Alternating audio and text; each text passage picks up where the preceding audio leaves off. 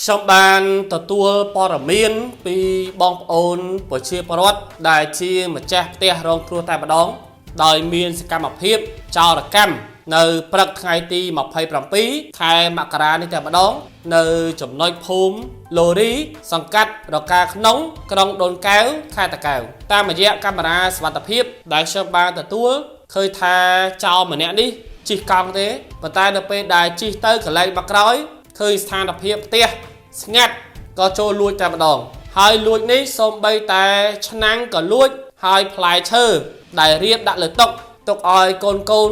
ហូបមុនទៅសាលាក៏ចោលនេះមិនលើកលែងដែរតាមខ្ញុំសាកសួរព័ត៌មានទៅនេះមិនមែនជាលើកទី1ទេ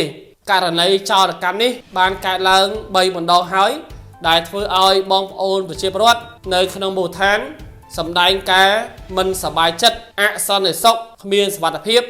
នៅក្នុងមូលដ្ឋានតែម្ដងបងប្អូនភ្លឺចាស់តែម្ដងមិនមែនពេលយប់ពេលអីទេប៉ុន្តែចោរនេះតំណងឃើញជាស្ងាត់ក៏ចូលលួចតែម្ដងខ្ញុំទទួលស្គាល់ថាចោរនេះហាក់បីដូចជាដាច់ដៃដែរដោយសារតែជិះកង់ទេហើយតំណងជាគេឃ្លានឬក៏យ៉ាងម៉េចផ្លែឈើមួយចាន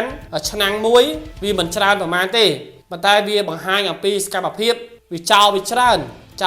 ដូច្នេះធ្វើឲ្យបងប្អូនប្រជាពលរដ្ឋក៏មានការភ័យខ្លាចក្នុងការរស់នៅដែរហើយបញ្ហាទាំងអស់នេះក៏សង្ឃឹមថាខាងសមត្ថកិច្ចនៅក្នុងមូលដ្ឋានជួយមេត្តារឹតបន្តឹងបន្ថែមជុំវិញបញ្ហាភូមិឃុំមានសុវត្ថិភាពដើម្បីឲ្យបងប្អូនរស់នៅកុំឲ្យមានការភ័យខ្លាចបើថ្ងៃចេះបែបនេះហើយចោលហ៊ានធ្វើសកម្មភាពចោះតម្រាំតែពេលយប់ទុកប្រហែសមិនបាននឹងបាត់បង់នៅសម្ភារៈអស់ហើយនេះគ្រាន់តែជាក្តីកង្វល់របស់បងប្អូនប្រជាពលរដ្ឋដែលបានសម្ដែងតាមបណ្ដាញសង្គម Facebook ករណីចោរកម្មចោលច្រើនចោលលួចដឹកញាប់ធ្វើឲ្យបងប្អូនប្រជាពលរដ្ឋក៏គាត់រស់នៅគ្មានសេចក្តីសុខដែរបងប្អូនតែដឹងថានៅក្នុងមូលដ្ឋានមួយបើសិនជាមានករណីចោរកម្មកើតឡើងច្រើនពេកយើងរស់នៅអត់មានក្តីសុខទេ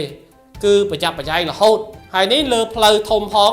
ហើយភ្លឺផងហើយចោលជិះកង់សោះហ៊ានលួចដែរខ្ញុំគិតថាចោលម្នាក់នេះគ្រាន់តែជិះកង់ប៉ុន្តែបើសិនជាឃើញស្ថានភាពណាល្អ